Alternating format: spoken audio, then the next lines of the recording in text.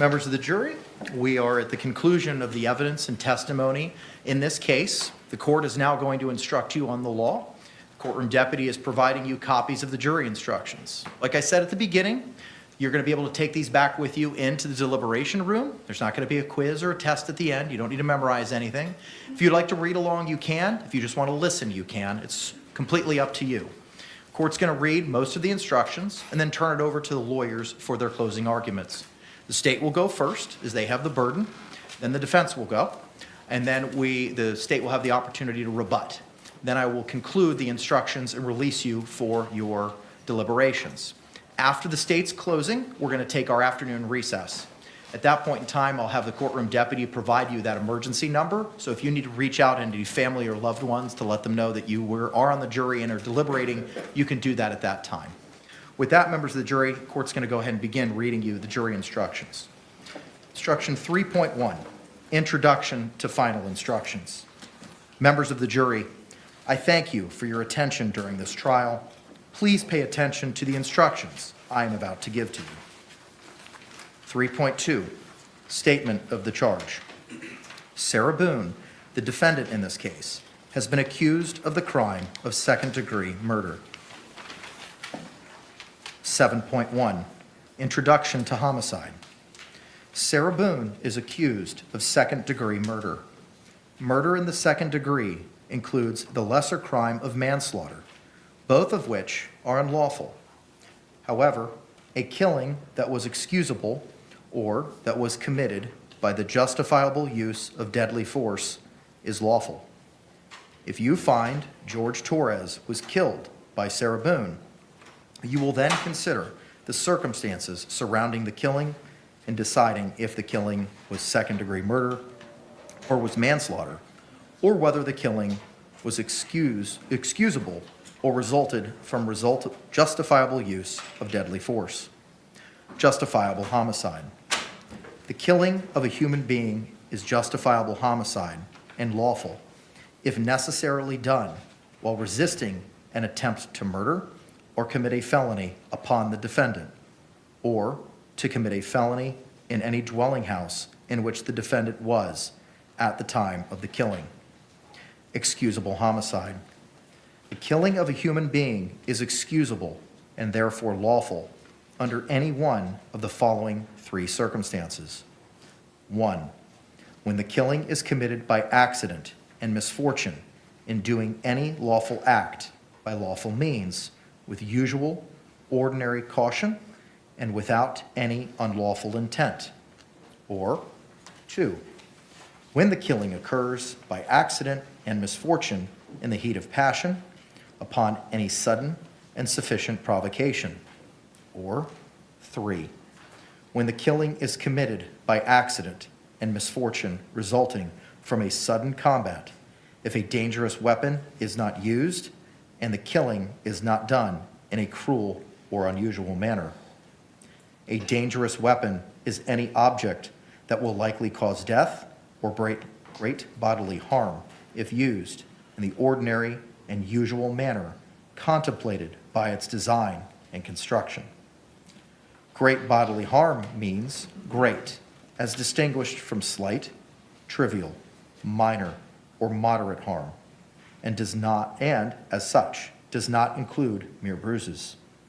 I now instruct you on the circumstances that must be proved before Sarah Boone may be found guilty of second-degree murder or any lesser included crime. 7.4, Murder, second degree. To prove the crime of second-degree murder, the state must prove the following three elements beyond a reasonable doubt. 1, Jorge Torres is dead. 2, the death was caused by the criminal act of Sarah Boone. 3, there was an unlawful killing of Jorge Torres by an act imminently dangerous to another and demonstrating a depraved mind without regard for human life. An act includes a series of related actions arising from and performed pursuant to a single design or purpose. An act is imminently dangerous to another and demonstrating a depraved mind if It is an act or series of acts that, 1, a person of ordinary judgment would know is reasonably certain to kill or do serious bodily injury to another, and 2, is done from ill will, hatred, spite, or an evil intent, and 3, is of such a nature that the act itself indicates an indifference to human life. In order to convict of second-degree murder, it is not necessary for the state to prove the defendant had an intent to cause death. 3.4, when there are lesser included crimes or attempts. In considering the evidence, you should consider the possibility that although the evidence may not convince you that the defendant committed the main crime of which she is charged, there may be evidence that she committed other acts that would constitute a lesser included crime or crimes. Therefore, if you decide that the main accusation has not been proved beyond a reasonable doubt, you will next need to decide if the defendant is guilty of any lesser included crime. The lesser crimes indicated in the definition of second-degree murder is manslaughter, culpable negligence. 7.7, manslaughter. To prove the crime of manslaughter, the state must prove the following two elements beyond a reasonable doubt. 1, George Torres is dead. 2A, Sarah Boone intentionally committed an act or acts that caused the death of George Torres. B, the death of George Torres was caused by the culpable negligence of Sarah Boone. Yes? I apologize. Or, thank you for that clarification. Sarah Boone I'll reread those for you. 2A, Sarah Boone intentionally committed an act or acts that caused the death of George Torres. Or B, the death of George Torres was caused by the culpable negligence of Sarah Boone. Every person has a duty to act reasonably towards others. If there is a violation of that duty without any conscious intent to harm, that violation is negligence. The defendant cannot be guilty of manslaughter by committing a merely negligent act, or if the killing was either justifiable or excusable homicide, as I have previously instructed you. In order to convict of manslaughter by act, it is not necessary for the state to prove that the defendant had an intent to cause death, only an intent to commit an act that was not merely negligent, justified, or excusable, and which caused death. I will now define culpable negligence for you. As I have said, every person has a duty to act reasonably towards others. If there is a violation of that duty without any conscious intention to harm, that violation is negligence. But culpable negligence is more than a failure to use ordinary care towards others. In order for negligence to be culpable, it must be gross and flagrant. Capable negligence is a course of conduct showing reckless disregard of human life or of the safety of persons exposed to its dangerous effects, or such an entire want of care as to raise a presumption of a conscious indifference to consequences, or which shows wantonness or recklessness, or a grossly careless disregard for the safety and welfare of the public, or such an indifference to the rights of others as is equivalent to an intentional violation of such rights. The negligent act or omission must have been committed with an utter disregard for the safety of others. Culpable negligence is consciously doing an act or following a course of conduct that the defendant must have known, or reasonably should have known, was likely to cause death or great bodily injury. 8.9, culpable negligence.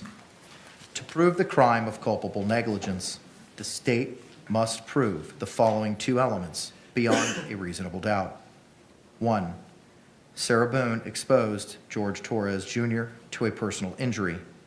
2, she did so through culpable negligence. Actual injury is not required. I will now define culpable negligence for you. Each of us has a duty to act reasonably towards others.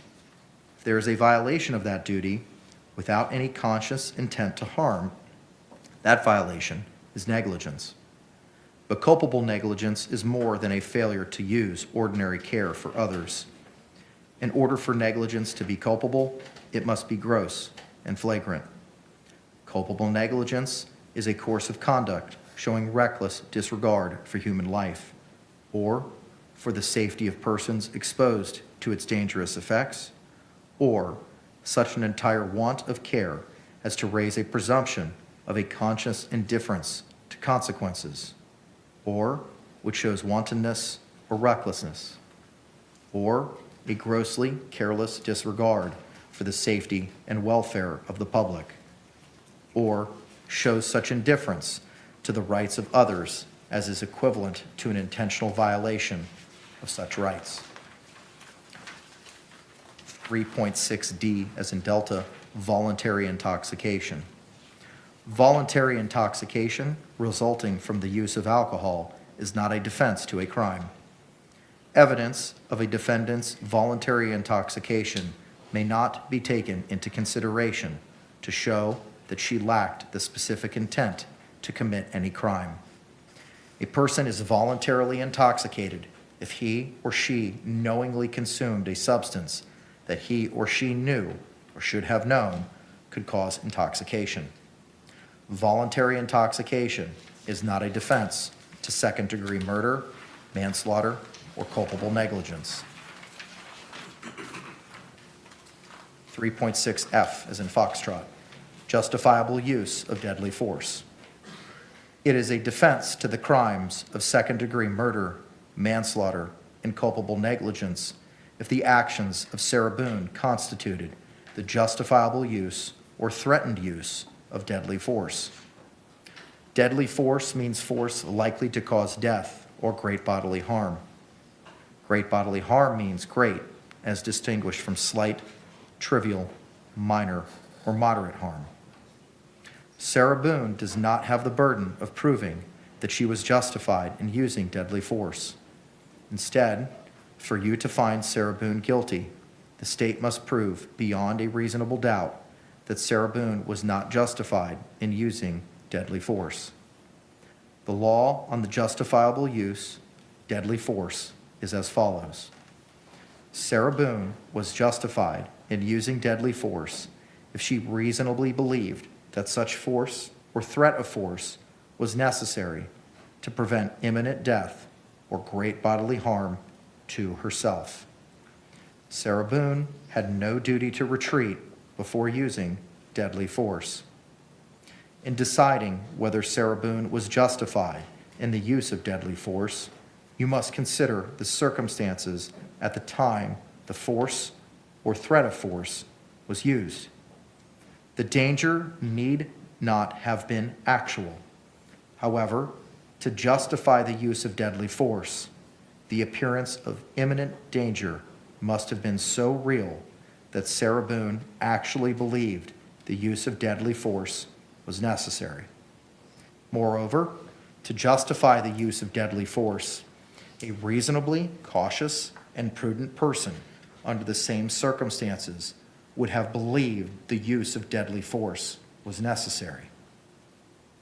However, the use of deadly force is not justified if you find that Sarah Boone used force to initially provoke the threatened use of force against herself, unless 1. The threat of force asserted towards the defendant was so great that she reasonably believed that she was in imminent danger of death or great bodily harm. Please silence your cell phones. And had exhausted every... Out. Whosever phone is on, get out right now.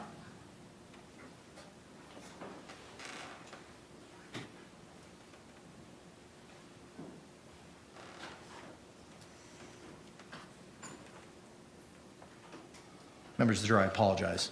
I'm going to read that over for you for the beginning. Paragraph 1. the threat of force asserted toward the defendant was so great that she reasonably believed that she was in imminent danger of death or great bodily harm, and had exhausted every reasonable means to escape the danger other than using deadly force on George Torres. Or 2, in good faith, Sarah Boone withdrew from physical contact with George Torres and clearly indicated to George Torres that she wanted to withdraw and stop the use of deadly force, but George Torres continued or resumed the threatened use of force. Physical contact includes any restraint on George Torres's movement. If you find that Sarah Boone, who because of prior threats or difficulties with Jorge Torres Jr., had reasonable grounds to believe that she was in danger of death or great bodily harm at the hands of Jorge Torres, you may consider this fact in determining whether the actions of Sarah Boone were those of a reasonable person. If you find that at the time of the alleged second-degree murder, manslaughter, or culpable negligence, Sarah Boone knew that Jorge Torres had committed an act or acts of violence, you may consider that fact in determining whether Sarah Boone reasonably believed it was necessary for her to use deadly force. In considering the issue of self-defense, you may take into account the relative physical abilities and capacities of Sarah Boone and Jorge Torres. Judge, I'm missing page 10 and 11. I am too. Okay. We will remedy that. Thank you, sir. Is it just your copy, Mr. Owens? Anybody else missing 10 and 11?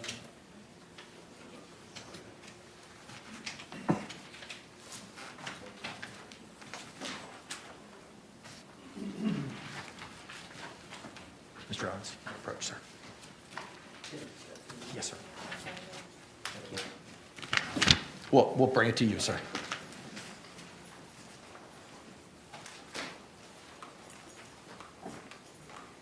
And we'll wait till I have those, sir, and we'll continue. Thank you.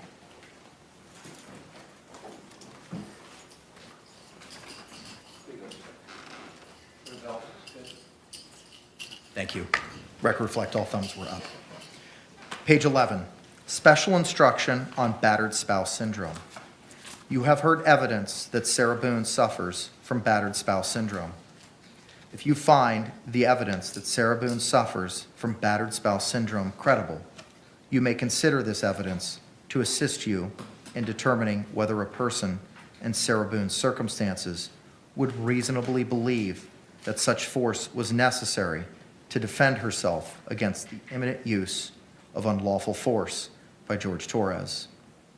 Like other witnesses, you may believe or disbelieve all or any part of the testimony regarding battered spouse syndrome. 3.6G, justifiable use of non-deadly force.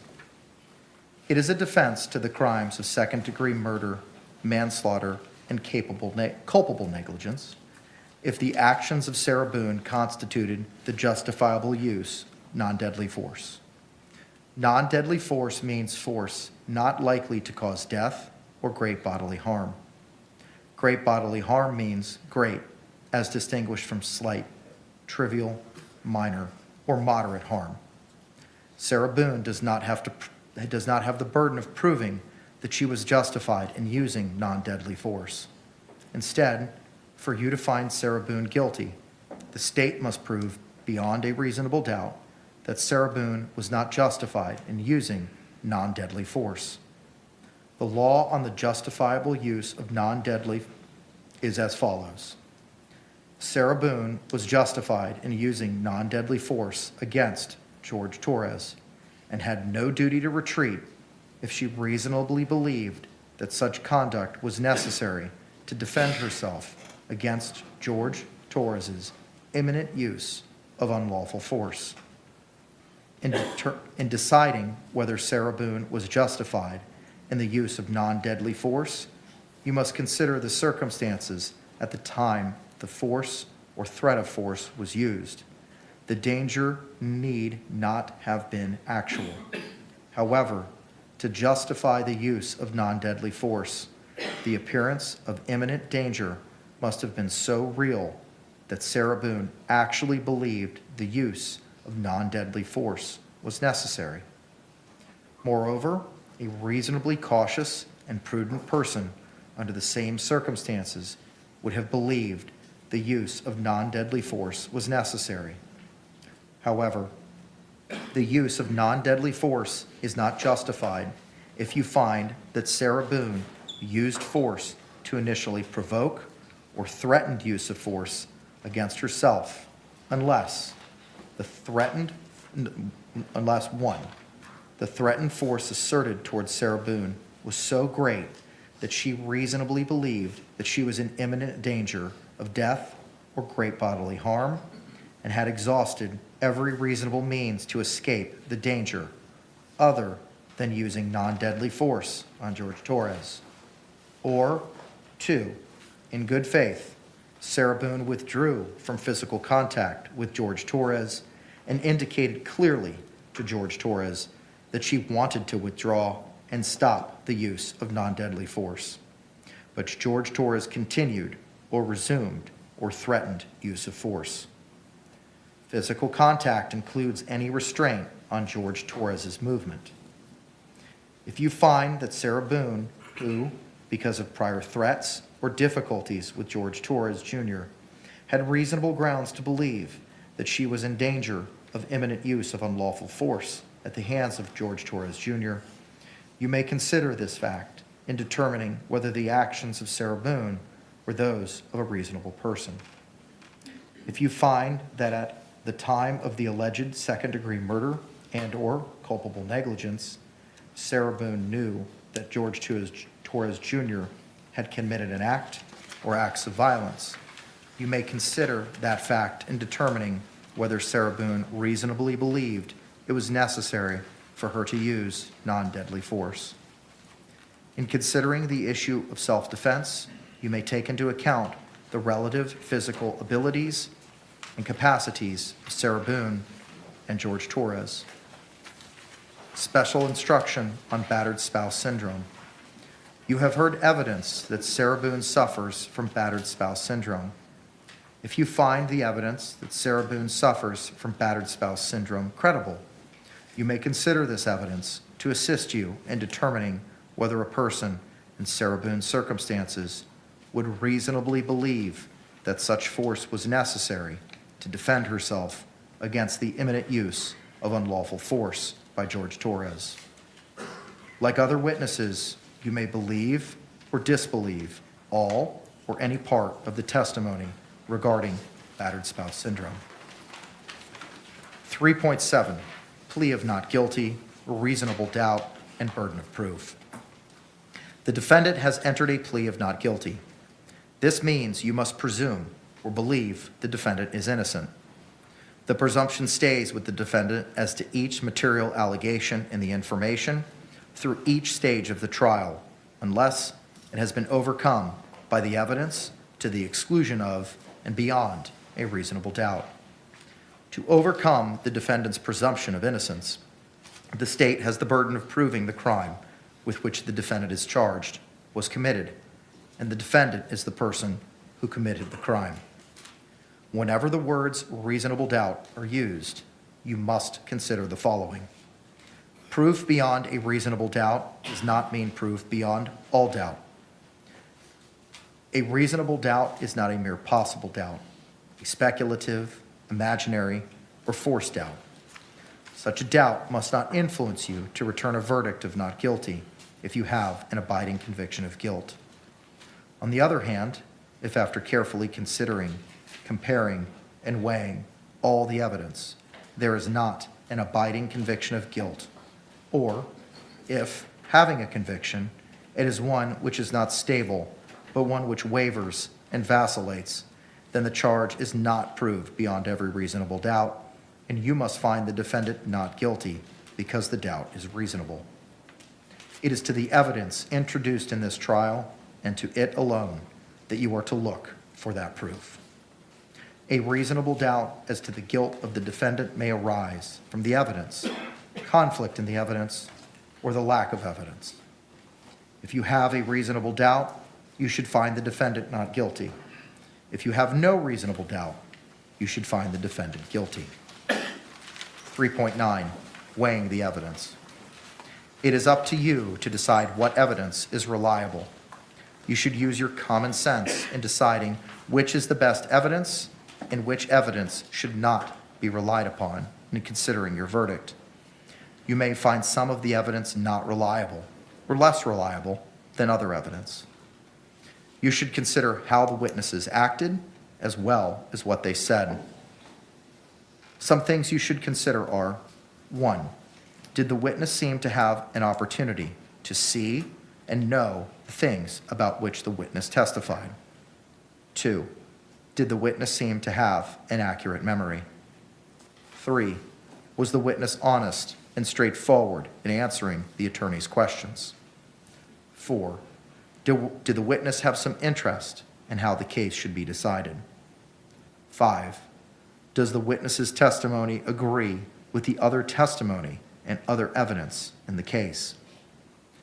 6, did the witness at some other time make a statement that is inconsistent with the testimony he or she gave in court? Whether the state met its burden of proof does not depend upon the number of witnesses it has called or upon the number of exhibits it has offered, but instead upon the nature and quality of the evidence presented.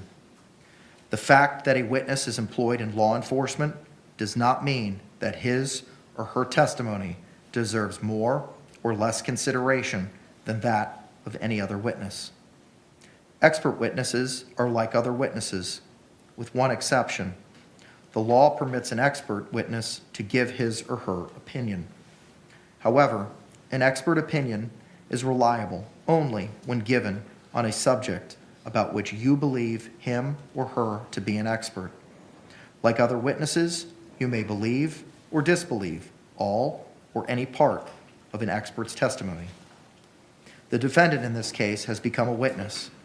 You should apply the same rules to consideration of her testimony that you apply to the testimony of the other witnesses. It is entirely proper for a lawyer to talk to a witness about what testimony the witness would give if called to the courtroom. The witness should not be discredited by talking to a lawyer about his or her testimony. You may rely upon your own conclusion about the credibility of any witness. A juror may believe or disbelieve all or any part of the evidence or the testimony of any witness. 3.9 Bravo, defendant statements. A statement claimed to have been made by the defendant outside of court has been placed before you. Such a statement should always be considered with caution and be weighed with great care to make certain it was freely and voluntarily made. Therefore, you must determine from the evidence that the defendant's alleged statement was knowingly, voluntarily, and freely made. In making this determination, you should consider the total circumstances, including, but not limited to: 1, whether, when the defendant made the statement, she had been threatened in order to get her to make it, and 2, whether anyone had promised her anything in order to get her to make it. Law enforcement is not legally required to ask a suspect whether he or she wants to talk to law enforcement after Miranda warnings are read to a suspect. This is, however, one of the factors you may consider whether the defendant's statements were voluntarily made. If you conclude the defendant's out-of-court statement was not freely and voluntarily made, you should disregard it. 3.10, rules for deliberation. These are some general rules that apply to your discussion. You must follow these rules in order to return a lawful verdict. 1, you must follow the law as it is set out in these instructions. If you fail to follow the law, your verdict will be a miscarriage of justice. There is no reason for failing to follow the law in this matter. All of us are depending upon you to make a wise and legal decision in this matter. 2, this case must be decided only upon the evidence that you have heard from the testimony of the witnesses and have seen in the form of exhibits and evidence in these instructions. 3, this case must not be decided for or against anyone because you feel sorry for anyone or are angry at anyone. 4, remember, the lawyers are not on trial. Your feelings about them should not influence your decision in this case. 5, your duty is to determine if the defendant has been proven guilty or not in accord with the law. It is the judge's job to determine a proper sentence if the defendant is found guilty. 6, whatever verdict you render must be unanimous.